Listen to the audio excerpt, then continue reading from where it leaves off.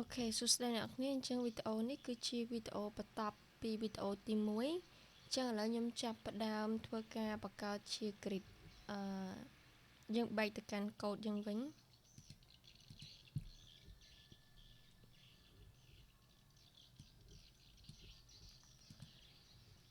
ដោយសារមុនហ្នឹងខ្ញុំបានបង្កើត container នេះខ្ញុំសូមលុបវាចេញសិនហើយខ្ញុំនឹងធ្វើការបញ្ចូលសារឡើងវិញជំហានទី1ខ្ញុំចង់ដាក់រូបភាពជា grid បែបនេះអាចថាមួយរ៉ូ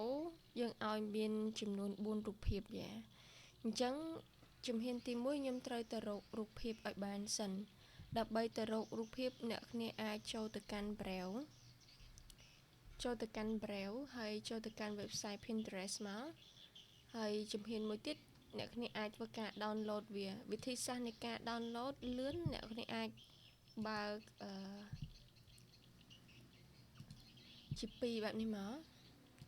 ខ្ញុំដាក់ថា website asset ហើយ product អញ្ចឹងនៅក្នុងនេះដែរខ្ញុំបង្កើត folder មួយមានឈ្មោះថា product ហើយនៅក្នុង product នេះខ្ញុំមាន3-4 product ទី1គឺ black coffee ទី2គឺ cappuccino ice cafe ហើយនិង latte អ្នកគ្នាក៏អាចបង្កើតពពួកភេសជ្ជៈឧទាហរណ៍ថាពពួក frap អីចឹងទៅអញ្ចឹងឧទាហរណ៍ថា frap coffee នេះ frap cappuccino អីចឹងទៅយើងធ្វើការបង្កើតបែបហ្នឹងមកហើយខ្ញុំដាក់ frap recipe អូខេអញ្ចឹងអាចថាមួយឆាអីចឹងទៅមួយឆាក្លុកយ៉ាអញ្ចឹងខ្ញុំសូមយកអាទី1នេះអ្នកគ្នាអាចចាប់ទាញដាក់មកពេលយើងចាប់ទាញដាក់មក select ចាប់ទាញដាក់ចឹងមកចូលទៅកាន់ frap ហ្នឹងនេះអញ្ចឹងខ្ញុំបានរូបនេះមួយខ្ញុំ rename វាទៅជាលេខ1ហើយខ្ញុំចាប់វាមួយទៀតមកអានេះ Starbucks យើងកុំយក logo គេអញ្ចឹងយើងមកមើលតែរូបធម្មតាបាទនេះតែខ្ញុំយកអានេះមួយទៀតចុះអញ្ចឹងខ្ញុំ rename ដាក់លេខ2ហើយមួយទៀតលេខ3លេ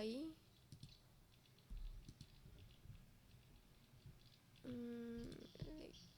អានេះវាអត់ស្អាតទេអូខេអាចយកមកលេខ4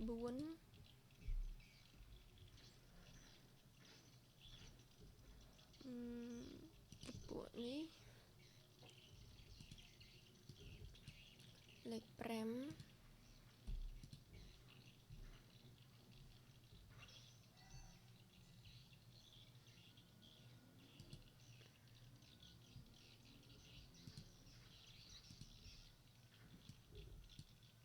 លេខ6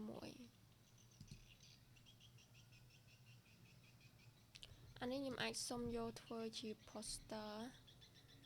អឺជប់ខ្ញុំសុំយកអានេះជំនួសលេខ6អានេះយើង delete វាមកខ្ញុំអាចដាក់ជា poster អីចឹងទៅអញ្ចឹង poster នេះខ្ញុំអាចថាខ្ញុំយកអានេះមួយអញ្ចឹងខ្ញុំដាក់វាលេខ1អញ្ចឹងទៅ poster 1ហើយពពួកនេះមួយទៀតចុះ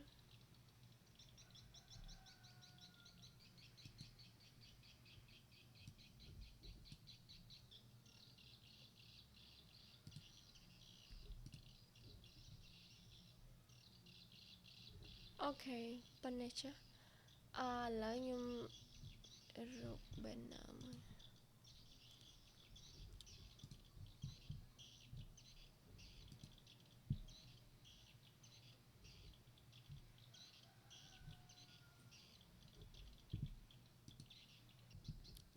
Nâng ảnh cho lời dân bàn bà nâng ấy nhóm thật đạt từng ọc nè câu bầm nón rồi bỏ nhóm cứ nhóm trong phơ ca bà ca vì ở tới chi tùm rung cà lâm buôn cà lâm là khăn mà rấu chẳng lời nhóm xong từ anh vọt khăn cột với dân bật anh ấy máu dân bạch một cánh cột bỏ dân vĩnh chẳng tà bốn nạo khăn trời phơ ca cầm nọt frame chẳng dân pra khla điếu khla containerចំពោះ container ប្រសិនបើអ្នកគ្នាចង់មានកេមមាន padding សងខាងយើងប្រើ container ហើយបើសិនជាអត់ចង់បានទេយើងប្រើ container float ចឹងអ្នកគ្រូខ្ញុំដាក់ថា div row នៅក្នុងការបង្កើត grid នៅក្នុង bootstrap អ្នកគ្នាត្រូវបង្កើត row មួយបើសិនជាអត់បង្កើត row ក៏បានដែរប៉ុន្តែវានឹងអត់ flex ជាកលំនៅក្នុង row ទេគឺវាធ្លាក់ចុះក្រោមចឹងខ្ញុំដាក់ថា div កន្លែងនេះដែរគឺអ្នកគ្នាបានខ្ញុំធ្លាប់បង្ហាញអ្នកគ្នាថានៅក្នុង slide ខ្ញុំបង្ហាញថាបើសិនបើគ្នាយើងដាក់បង្កើត row មានន័យថានៅក្នុងមួយ row គឺមាន12កលឹមវាមានទម្រង់បែបនេះមានន័យថា col នេះគឺកលឹមគេយើង col គឺកលឹម1ដក1នេះមានន័យថាមួយកលឹមយក1អានេះ2 3 12កលឹមមាន12ចាបើសិនជានៅក្នុងកលឹមមួយហ្នឹងខ្ញុំចង់យកតែសូតែ2កលឹមទេហើយឲ្យវា full ជាមួយនឹង row ហ្នឹងខ្ញុំអាចដាក់ថា6បែបនេះយើងធ្វើម៉េចបូកលេខហ្នឹងទៅឲ្យវាគ្រប់12វិញទោះបីយើងដាក់តែ2កលឹមក៏ដោយប៉ុន្តែយើងត្រូវបូកលេខ call នេះឲ្យវាគ្រប់12វិញបើសិនជាអ្នកគ្នាអត់ដាក់គ្រប់12ទេវានឹងនៅសល់នៅក្នុង row ហ្នឹងវានៅសល់ចន្លោះអាក្រក់មើលអញ្ចឹងយើងដាក់ឲ្យគ្រប់បែបហ្នឹងមកហើយនេះដូចខ្ញុំធ្វើការបង្ហាញនៅក្នុងនេះអញ្ចឹងកន្លែងនេះគឺសំដៅទៅលើ row និងកលឹមដែលខ្ញុំកំពុងតែធ្វើហើយអញ្ចឹងនៅក្នុងមួយ row គឺមាន12កលឹមនេះចានេះកលឹមទី1ទី2រហូតដល់12កលឹមបើសិនបើខ្ញុំយកមួយ row នេះខ្ញុំយកតែ3កលឹមអញ្ចឹងខ្ញុំត្រូវយក12យកមកចែកឲ្យ3អញ្ចឹងខ្ញុំត្រូវដាក់លេខប្រមាណឧទាហរណ៍នេះខ្ញុំចង់ដាក់វាតូចមួយ row នេះគឺមានអា row ខ្លះវាមានតូចអា row ខ្លះគឺស៊ីធំបែបនេះអញ្ចឹងយើងឲ្យអានេះប្រមាណយើងឲ្យអានេះប្រមាណបើយកអានេះ3អានេះនៅសល់9តែណាបើយក3កលឹមបែបហ្នឹងគឺមួយកលឹមយក4ឃើញលេខ4នេះចាបើសិនជាយើងតម្រង់ row នេះមួយ row ជួរដេកមួយនេះគឺយើងឃើញថាយើងយកអានេះ4អញ្ចឹងអានេះវានៅសល់8អញ្ចឹង8បូក4វាឡើង12វិញបើខ្ញុំយកស្មើគ្នាបែបនេះ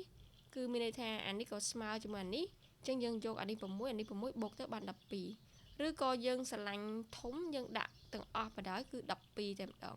អញ្ចឹងលេខកន្លែងហ្នឹងគឺយើងបូកធ្វើម៉េចឲ្យគ្រប់12វិញអានេះ1បូក1បូក1បូក1រហូតដល់12អានេះយក3អានេះយក4អានេះ4 8 12ធ្វើម៉េចឲ្យបូកលេខទៅវាគ្រប់12វិញអញ្ចឹងក្នុងមួយ row គឺវាមាន12កលឹមនេះ12កលឹមធ្វើម៉េចបូកយកប្រមាណកលឹមក៏បានដែរប៉ុន្តែធ្វើម៉េចបូកឲ្យគ្រប់ប៉ុនគេវិញតទៅទៀតយើងចាប់ដើមសរសេរកូដឥឡូវគោលបំណងរបស់ខ្ញុំគឺយក4មានអានេះប៉ុន្មានកលឹម1 2 3កលឹមតែខ្ញុំចង់បាន4បើខ្ញុំចង់បាន4អញ្ចឹងខ្ញុំយក12ចែកឲ្យ4មកខ្ញុំបានលេខកាលនេះគឺដាក់លេខ3ហើយអានេះបានតែ6ទេអញ្ចឹងនៅសល់ប្រហែលទៀតនៅសល់2ទៀតបែបនេះ3 4អង្ក12ចឹងនៅក្នុងនេះខ្ញុំអាចដាក់រូបភាពដាក់រូបភាពមួយមកasset ហើយយើងដាក់រូបភាពរបស់យើង product ខ្ញុំសូមដាក់លើ i cafe មុនហើយលេខ1ចុះខ្ញុំដាក់ឲ្យគ្រប់ចំនួនយើងដាក់ width 100%ចានេះដូចតែគ្នាទៅយើងត្រូវដាក់រូបភាពអ្នកគ្នាត្រូវដាក់រូបភាព6អញ្ចឹងយើង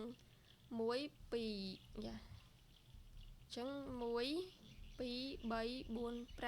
ញ្ចឹងខ្ញុំដូរលេខទៅជាលេខ2លេខ3 លេខ4លេខ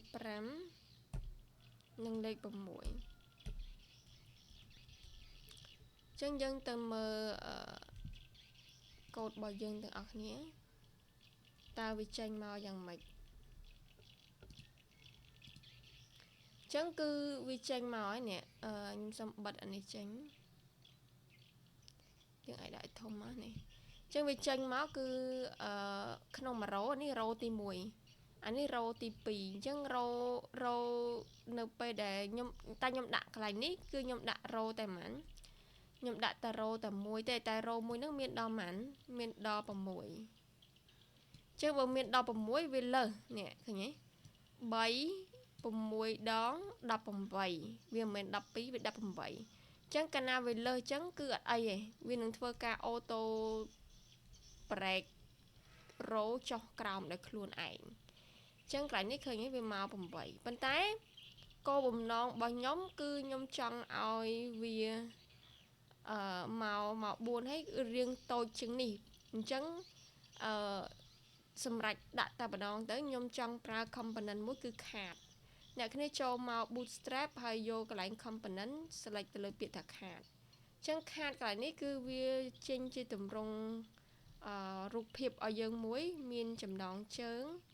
មាន description និងមានប៊ូតុងមួយឲ្យយើងចឹងអ្នកគ្នា copy កន្លែងនេះមកណាកន្លែងនេះគេមាន class របស់គេគេបើក div ដាក់ class card មានរូបភាពមាន group សម្រាប់ body ដាក់ទៅលើចំណងជើងមានទៅលើ description និងមានប៊ូតុងមួយយើង copy code មួយហ្នឹងយកមកដាក់នៅក្នុងនេះយើងមកនេះក្នុងនេះយើងមកចានេះរូបភាពយើងដាក់តទេអញ្ចឹងវាអត់ស្អាតទេអញ្ចឹងខ្ញុំចង់កែច្នៃវាយើងអាចថាលុបវាចេញខ្ញុំដាក់បែបនេះមកខាតមួយបន្ទាប់មកទៀតខ្ញុំធ្វើការកំណត់រូបភាពនៅក្នុងខាតហ្នឹងយើងដាក់ asset ហើយ product ហើយដាក់ទេមួយអញ្ចឹងទៅអញ្ចឹងយើងដាក់ប៉ុណ្ណេះមកគឺវា width 100% មក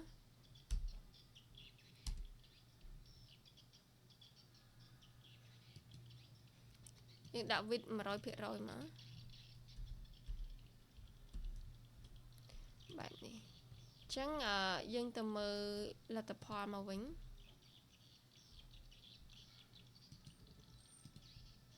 នេះវាបានមកជាខាតមកបែបហ្នឹងហើយ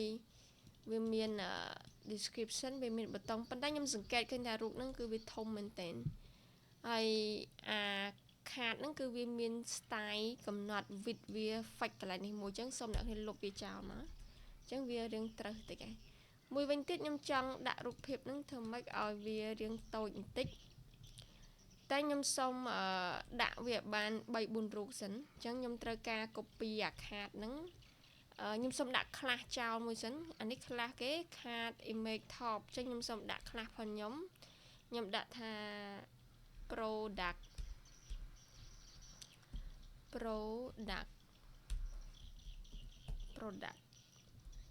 image img product img អញ្ចឹងមកហើយខ្ញុំធ្វើការ copy វាចេញជា4 5 6អញ្ចឹងទៅ1 2 3 4 5 6អញ្ចឹងយើងទៅមើលវិញយើងបាន6រូបយើងយក6 7 8មកយើងបាន8រូបបែបនេះប៉ុន្តែខ្ញុំសង្កេតឃើញថារូបហ្នឹងគឺវាជាប់គ្នាទី1ហើយទី2គឺវាធំពេកហើយខ្ញុំត្រូវធ្វើការ customize វាមួយចំនួនអញ្ចឹងខ្ញុំសូមផ្ដោតទៅលើរូបភាពមុនគេអ្នកគ្នាធ្វើការ inspect មកខ្ញុំសូមដាក់រូបផ្សេងសិនដើម្បីកុំឲ្យគ្នាយើងថាអាហ្នឹងរូបវាសាយតែមួយអញ្ចឹងណាអញ្ចឹងខ្ញុំដាក់រូបវាឲ្យខុសគ្នាសិនចាំខ្ញុំចាប់ផ្ដើមកែចានេះរូបទី1រូបទី2ទី3ទី4ទី5រូបទី6រូបទី7មានតែ6ណាអ្នកគ្នាអាវីដេអូមុនហ្នឹងគឺ សលេងរបស់ខ្ញុំវារត់ទៅមុនហើយរូបភាពវារត់ទៅក្រោយអញ្ចឹងអានេះខ្ញុំមិនដឹងថាវាអញ្ចឹងទៀតឬក៏អត់ទេអញ្ចឹងអ្នកគ្នាអាចព្យាយាមមើលកុំច្រឡំពេលខ្លះសលេងវាទៅមុនអញ្ចឹងណាអញ្ចឹងយើងមើលម្ដងទៀតនេះវាមកចេះអ្នកឃើញរូបខុសគ្នាហើយចារូបខុសគ្នាហើយអញ្ចឹងឥឡូវជំហានបន្ទាប់យើងឃើញថារូបនេះវាស្មើគ្នាអត់អីទេវាស្មើគ្នាប៉ុន្តែខ្ញុំចង់ឲ្យរូបភាពទាំងអស់ហ្នឹងគឺវារឿងតូចជាងនឹងបន្តិចអញ្ចឹងខ្ញុំអាចកំណត់វាដោយសារវាមានអា class product image នេះអញ្ចឹងអ្នកគ្នាធ្វើការ select លើហ្នឹងមកហើយយកពាក្យសញ្ញាបូកនេះមួយអញ្ចឹងខ្ញុំលុបអា top នេះចេញមកទុកតែ class product image បានខ្ញុំដាក់ថា width របស់វាខ្ញុំដាក់ height ដាក់ 300px នេះដល់ដាក់ 300px ទៅរូបហ្នឹងវាអត់ស្អាតទេវារាងតឿវាដូចថារួញរូបហ្នឹងរួញអញ្ចឹងណាអញ្ចឹងអ្នកគ្នាដាក់ object cover អញ្ចឹង object cover នេះវាធ្វើឲ្យរូបភាពហ្នឹងវា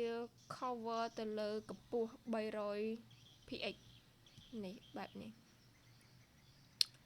តែយើងមើលទៅវានៅតែមានអារម្មណ៍ថាវារឿងយើងអាចដាក់350អីចឹងទៅឬក៏យើងអាចប្រើមួយទៀតគឺ aspect ratio ខ្ញុំដាក់3 លើ3ចឹងទៅឲ្យវាទៅជាការ៉េអីចឹងទៅអាហ្នឹងអាចដាក់អញ្ចឹងបានតែយល់អស់គួរថែមកពួកនេះដើម្បីឲ្យវា fit screen fit ទៅលើ cover អញ្ចឹងខ្ញុំសង្កេតឃើញថាបើសិនខ្ញុំថយវាទៀតគឺវាកាន់តែអាក្រក់មើលទៀតហើយអញ្ចឹងខ្ញុំអាចធ្វើការកំណត់វាឲ្យវាទៅជាអាចថាជា6រូបអីចឹងទៅឬក៏4រូបនេះក៏ប៉ុណ្ណឹងចុះអញ្ចឹងខ្ញុំសុំ copy អា class ប៉ុណ្ណឹងយកទៅដាក់នៅនេះមក CSS របស់យើង custom យើងផាសប៉ុណ្ណឹងចូលអញ្ចឹងគឺយើងបានរូបមួយប៉ុណ្ណឹងឯងប៉ុន្តែproduct image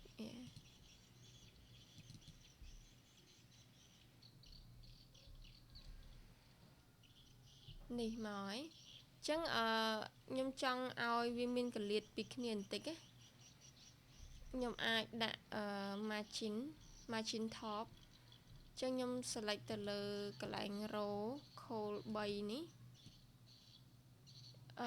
តាមពិតយើងចង់ដាក់វាឲ្យវាមានកលៀតអ្នកគ្នាអាចប្រើប្រាស់ getter ដែលខ្ញុំបានបង្ហាញពីមុនណាអញ្ចឹងបើប្រើ getter យើងគ្រាន់តែដាក់ gx យើងចង់ឲ្យវាអាប់ស៊ីខ្ញុំដាក់ gx2 gy2 ដាក់បែបនេះទៅឲ្យវាមានកម្រិត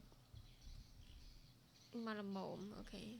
ចានេះវាមានកម្រិតវាមកល្មមតែបើគ្នាយើងគិតថាដេកចង់ឲ្យវាឡើងចំនួន3ឬក៏4អាច custom ខ្លួនឯងបានអញ្ចឹងវារៀងឃ្លាតតិចហើយបើឈរយើងចង់ឲ្យ3ដែរយើងដាក់3មកអញ្ចឹងគឺវាមានកម្រិតស្មើគ្នាមួយវិញទៀតគឺខ្ញុំចង់ឲ្យវាមានន័យថាវាក្តោបរ៉ូហ្នឹងវាមានកម្រិតទៅលើចឹងខ្ញុំអាចដាក់ថា margin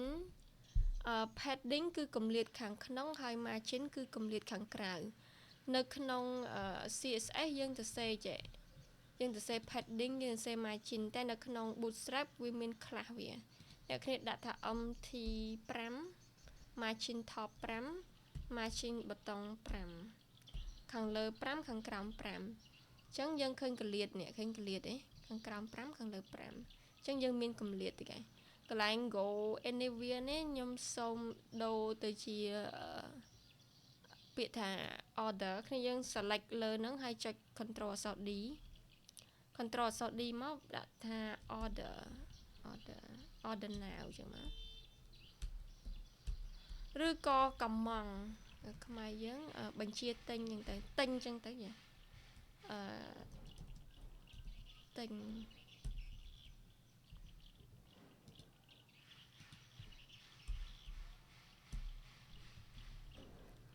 ទិញចឹងមកcontrol set មកវិញ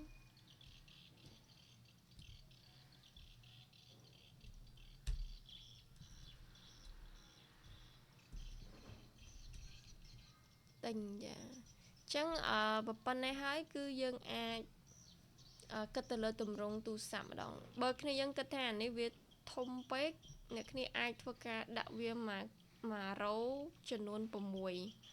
តែខ្ញុំគិតថាយកប៉ុណ្ណេះហើយអញ្ចឹងខ្ញុំធ្វើចំណុចតទៅមុខទៀតខ្ញុំធ្វើការបង្កើតនៅខ្ញុំចង់ធ្វើការបង្កើតនៅទម្រង់ជា responsive អញ្ចឹងកន្លែងនេះបើសិនបើជាខ្ញុំធ្វើការ select នេះគឺយើងឃើញ row ហើយនេះក្នុង1 row គឺមាន column មួយនេះ column មួយនេះយើងរាប់ column មួយទៀតហើយរាប់ column មួយទៀតរាប់ column មួយទៀតទាំងអស់មាន8ចឹងនេះសិតតែ column នៅក្នុងនេះហើយនៅក្នុង1 row ហ្នឹងមាន8នេះចឹងអានេះក្នុង row មួយមេវាមួយចាមេវាមួយវាមានក្តោបកូនឬក៏ក្តោបជា column ហ្នឹងចំនួន8 1 2 3 4 5 6 7 8ខ្ញុំបាននិយាយថាបើសិនជាគ្នាយើងចង់ប្រើប្រាស់ row ត្រូវមាន column ហើយ column ហ្នឹងត្រូវរាប់ឲ្យគ្រប់12វិញប៉ុន្តែសូមបញ្ជាក់ថានៅពេលដែលវាលើសពី12គឺវានឹង auto break ទៅលើ row មួយទៀតដោយខ្លួនឯងហើយ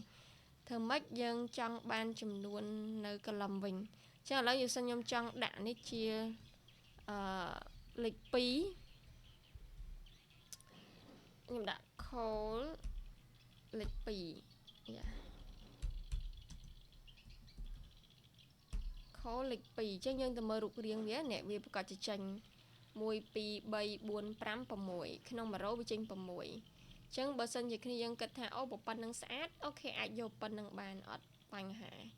ចឹងអ្នកគ្រូបើសិនជាយកប៉ុណ្ណឹងអូខេមានអីអាចមើលទៅគូសំដែរតាចឹងអាចយកប៉ុណ្ណឹងមកហើយចំពោះកន្លែងនេះវិញគឺយើងអាចថាយើងដាក់ gap វាឲ្យរៀងតូចតិចនឹងដាក់2មកgutter ហ្នឹងណាចឹងខ្ញុំដាក់ថាប៉ុណ្ណេះចឹងស្រ័យលើយើងចង់ដាក់នេះ3ក៏បាននេះវា clear មកអញ្ចឹង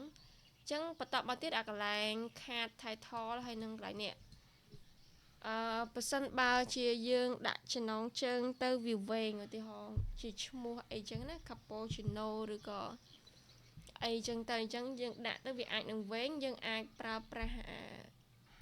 CSS line cap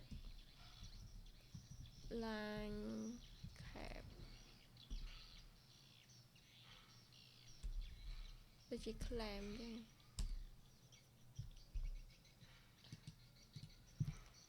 ចឹងយើងអាចកំណត់អក្សរហ្នឹងឲ្យវា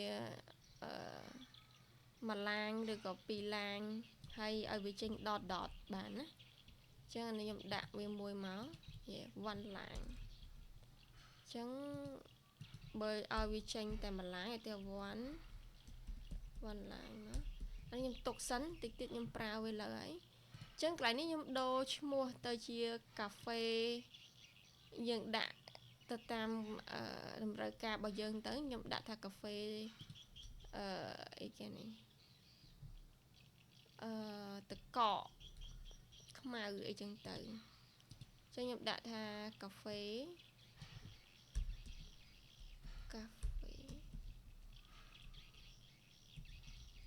ទឹកកកកាហ្វេទឹកដោះគោទឹកដោះគោ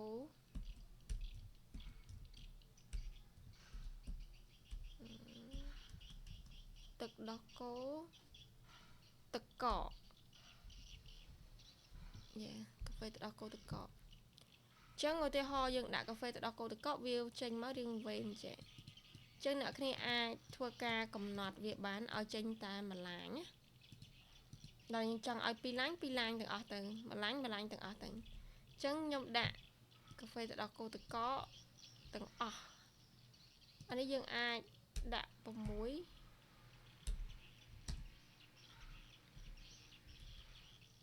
ឲ្យវារៀងតូចតិចមក Sourcor EPR HQ Demo 0 អូខេអញ្ចឹងយើងដូរដាក់នឹងទាំងអស់មកខ្ញុំដាក់កាហ្វេទឹកដោះគោទឹកកកនឹងទាំងអស់អូខេអញ្ចឹងខ្ញុំដាក់គ្រប់6ចឹងអ្នកគ្នាអាកន្លែងនេះយើង copy មកណា control អក្សរ D មកគឺវានឹងទៅចាប់យកទាំងអស់ហើយចឹងបានប៉ុណ្ណឹងហើយខ្ញុំចាប់ផ្ដើមទៅមើលវិញអូខេវាបានទាំងកាហ្វេទឹកដោះគោទឹកកកទាំងអស់ហើយជាករណីថាបើសិនបើវាចេញពីជួរអញ្ចឹងខ្ញុំចង់ឲ្យចេញតែមួយជួរចឹងអ្នកគ្នាអាចយកខ្លះនេះមកតេស្តបាន class ដែលខ្ញុំបាន copy មិញហ្នឹង copy code ប៉ុណ្ណឹងមកហើយយើងទៅតេស្តទាំងអស់គ្នាអញ្ចឹងយើង inspect element សាកល្បងទៅលើអាទី1មកយើងធ្វើការ select ទៅលើអាទី1ហើយយើងធ្វើការ pass code ហ្នឹងយើងឃើញថាវាមកមែនក៏ប៉ុន្តែវាបាត់ស្រាក់នៅខាងលើចឹងខ្ញុំដាក់ថា line high line high ខ្ញុំឲ្យវា 30px ចឹងយើងអាចកំណត់ line high ឲ្យវាមានថាពីជួរមួយទៅកាន់ជួរមួយឲ្យវារឿងធំតិចទៅអញ្ចឹងវានឹងធ្វើការបញ្ចេញអាស្រៈនឹងអស់ឲ្យយើងហើយចឹងឥឡូវខ្ញុំ copy ប៉ុណ្ណឹងថែមតា line high 30ទៀតមកបានហើយចឹងអានេះយើងដាក់នៅលើ web browser យើងឯងតែយើង refresh ទៅគឺវាបាត់អស់ឃើញទេចឹងតែខ្ញុំ self refresh គឺវាបាត់អស់អញ្ចឹងដើម្បីកុំឲ្យវាបាត់អ្នកគ្នាធ្វើការដាក់ទៅលើ class ហ្នឹងនៅក្នុង element របស់យើងមកអញ្ចឹងថយមកក្រោយវិញយើងមាន class មួយហើយអញ្ចឹងខ្ញុំដាក់តែ class ចូលទៅគឺជាការស្រេចឯងដាក់ទាំងអស់ហើយដាក់ទាំងអស់អញ្ចឹងយើងបាននេះឃើញទេវាចូលតែមួយជួរចាឥឡូវមួយទៀតឥឡូវគេបងអស់មួយទៀតនេះតែយើងអត់ដាក់វាអត់ចូល style ហ្នឹងទេសុំបញ្ជាក់មកហើយអញ្ចឹងយើងបានប៉ុណ្្នឹងហើយអញ្ចឹងខ្ញុំដាក់ចំណងជើងមួយមកខ្ញុំដាក់ថាខ្ញុំដាក់ថាកាហ្វេទឹកដោះគោទឹកកកខ្ញុំដាក់ថា x1 គ្នាយើងនៅក្នុង container នេះខ្ញុំចង់បញ្ជាក់ថា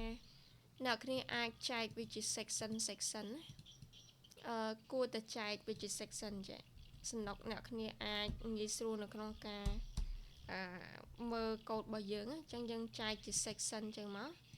format វាមួយនេះមួយ section ហ្នឹងមកកញ្ចប់កាហ្វេទឹកដោះគោទឹកកកយើងដាក់កាហ្វេទឹកដោះគោទឹកកកមកកញ្ចប់អញ្ចឹងមកអញ្ចឹងមកកញ្ចប់កាហ្វេទឹកដោះគោទឹកកកដាក់ចំណងជើងនៅក្នុងកញ្ចប់ហ្នឹងមួយខ្ញុំដាក់ថា x1 ឬក៏ x4 មកខ្ញុំដាក់ថា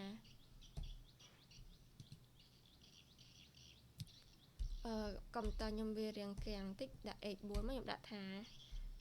កាហ្វេ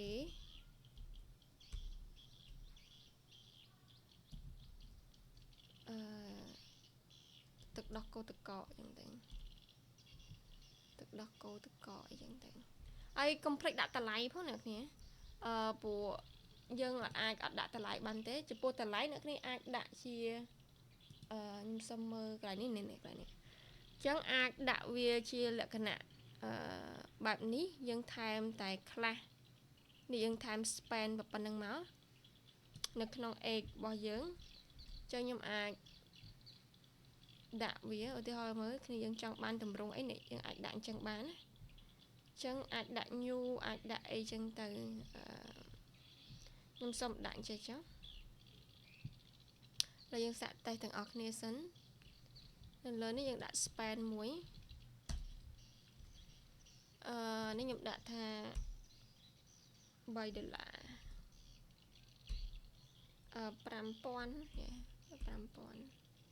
5000រៀល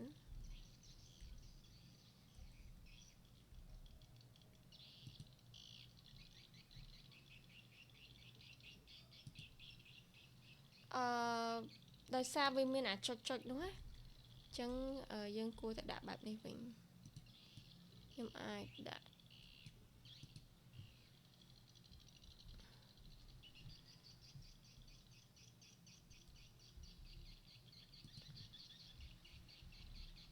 copy វាជា2ហើយ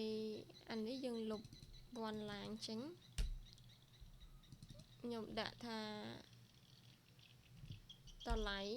$6 $6,000 $6,000 រៀលហើយខ្ញុំដាក់ ai ហៅគ្នាយើងដាក់ s ឲ្យវាលុប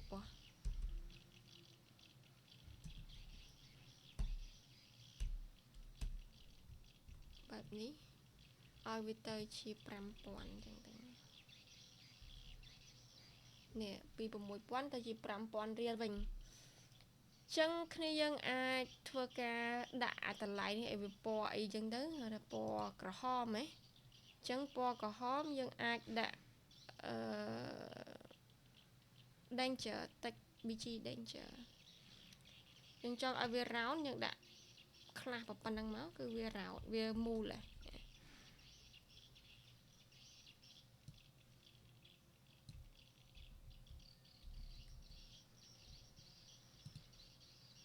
នេះ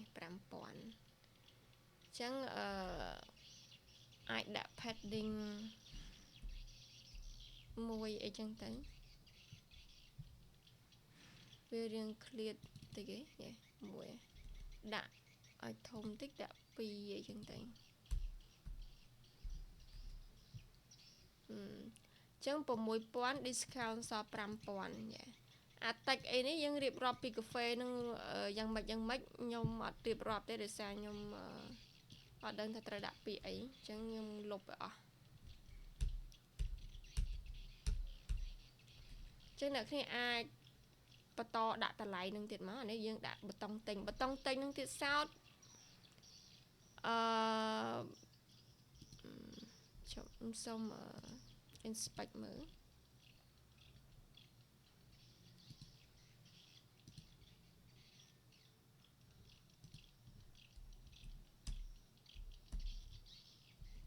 យើងអាចដាក់ width វា 100% មក W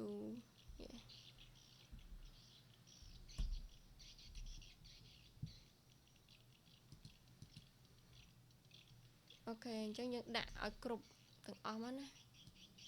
យើងធ្វើបែបនេះមកបានទាំងអស់ហើយ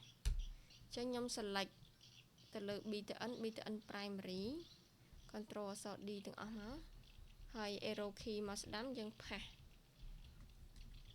ចូលមកនេះយើងបានមកចានេះយើងទៅដាក់តម្លៃទាំងអស់គ្នាមកតម្លៃឲ្យគ្រប់ទាំងអស់គ្នាមកអានេះបើសិនជារូបនឹងវាវែងពេកអ្នកគ្នាអាចសេរីសរងកន្លែងនេះដាក់តែ200ដាក់តែ200បានហើយអញ្ចឹងនេះរូបវារៀងខ្លីៗបន្តិចអញ្ចឹងយើងដាក់ប៉ុណ្្នឹងហើយយើងមកកូដយើងវិញថែមមកកន្លែងតម្លៃមិញណាថែមមកកន្លែងតម្លៃមិញឲ្យវាទៅជាបញ្ចុះតម្លៃអីមកឯណាមិញឯណាជប់នេះ x6 ដូចគ្នា copy វាមកខាត់វាចឹងមកហើយ select លើអានេះមក control D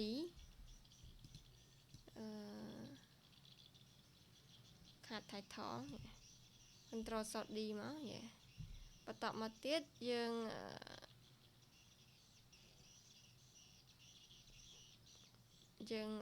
ទៅ pot មកមកនេះមកហើយយើងធ្វើការចុះបន្តមួយ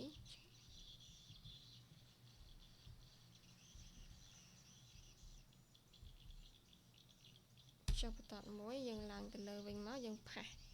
ប៉ុណ្ណឹងចូលចឹងអូខេអូខ្ញុំ copy ខុសជុំ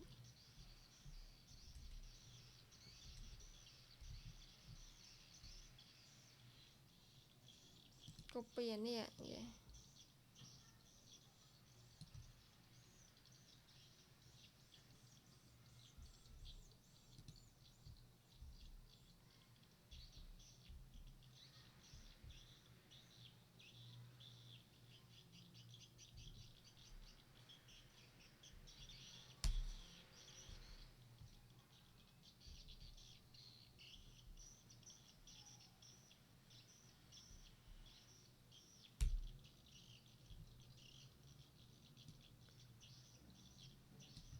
និយាយទៅអានេះគឺគ្នាយើងអាច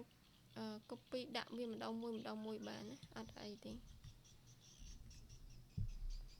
នេះ discount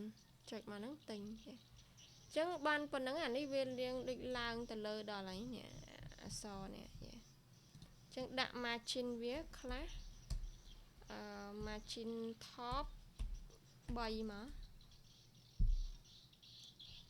ចាអានេះវារៀងខ្ពស់ដោយសារខ្ញុំដាក់នៅ row នេះ margin top យ៉ាង5អញ្ចឹងយើងដាក់3មកអានេះ5យើងដាក់នេះ3បាទឬក៏2អីបាទណាដាក់3ចុះនេះមកហើយចានេះយើងដាក់5អញ្ចឹងអូខេវាមកនេះ yes អញ្ចឹងជំហានបន្ទាប់យើងទៅដាក់វាថែមទៀតដាក់វាថែមទៀតអានេះយើងដាក់តែ4បានហើយយើងដាក់លើស2ទេវាអត់ស្អាតទេអញ្ចឹងយើងបែកមកកូដយើងវិញ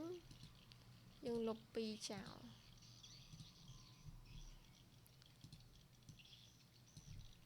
លុប2ចោល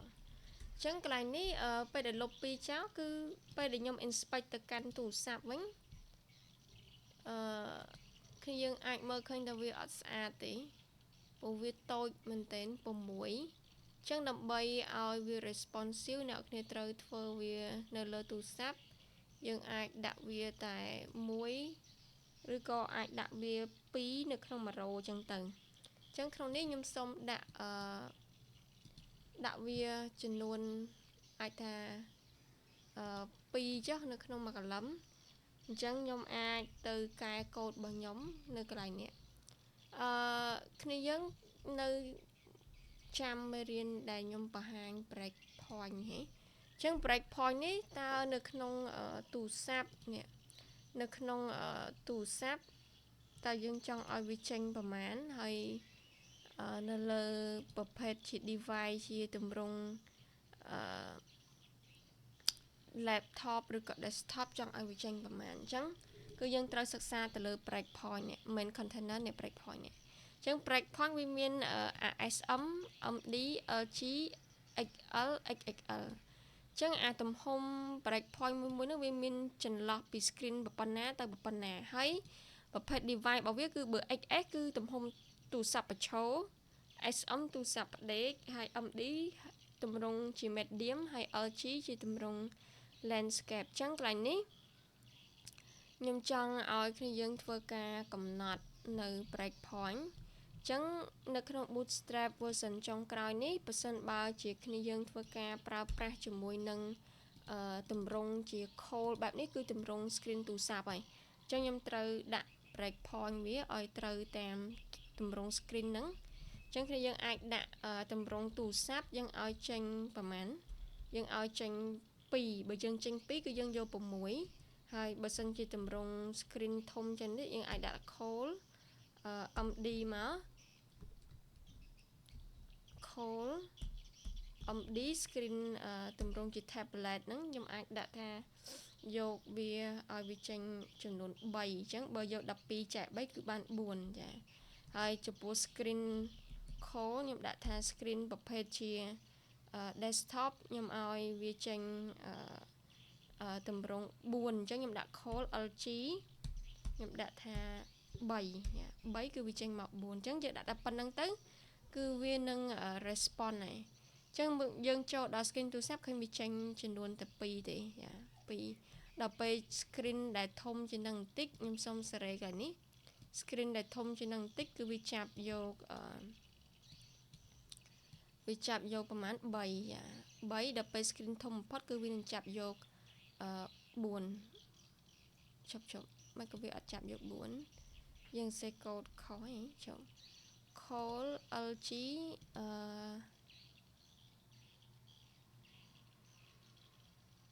4តាយ៉ា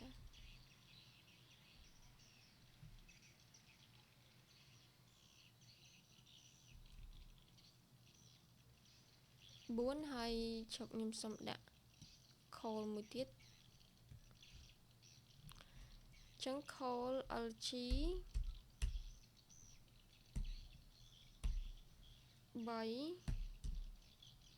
នឹងវាចេញ4ណា col xl ខ្ញុំឲ្យវាចេញ6ចេញ2អញ្ចឹងបាន6អញ្ចឹងយើងទៅមើលសាថ្មីម្ដងទៀតអញ្ចឹង2 4 6 screen តូចចុះក្រោម4ចុះក្រោមទៀត3ចុះក្រោមទៀត2យើងចង់ដាក់ឲ្យមួយយើងយកកន្លែង col នេះយើងយកcol កន្លែងនេះ12មកអញ្ចឹងវាចេញ screen ទូរស័ព្ទគឺវាចេញ1ឯនេះអញ្ចឹងកន្លែងនេះគឺ break point គឺយើងមានប៉ុណ្ណឹងគ្នាអាចធ្វើការបង្កើត product 2 3ទៀតមកខ្ញុំសូមធ្វើការ copy មក section ហ្នឹងចេញជា section មកចឹងខ្ញុំដាក់3 section 3 section មកបន្ទាប់មកទៀតយើងមើលមកយើងឃើញ product នឹង3អ្នកគ្នាអាចដូរពីកាហ្វេទឹកកកនេះទៅ cappuccino ទៅប្រភេទអីផ្សេងទៀតចឹងទៅអញ្ចឹងវាចេញមកបែបហ្នឹងហើយមួយវិញទៀតខ្ញុំចង់ឲ្យគ្នាយើងធ្វើប្រហើយនៅ footer ដែរអញ្ចឹងវីដេអូបន្ទាប់ខ្ញុំនឹងធ្វើការបង្ហាញដល់គ្នាអំពីការបង្កើត footer នៃ website អញ្ចឹងវីដេអូនេះខ្ញុំសូមប៉ុណ្ណេះសិន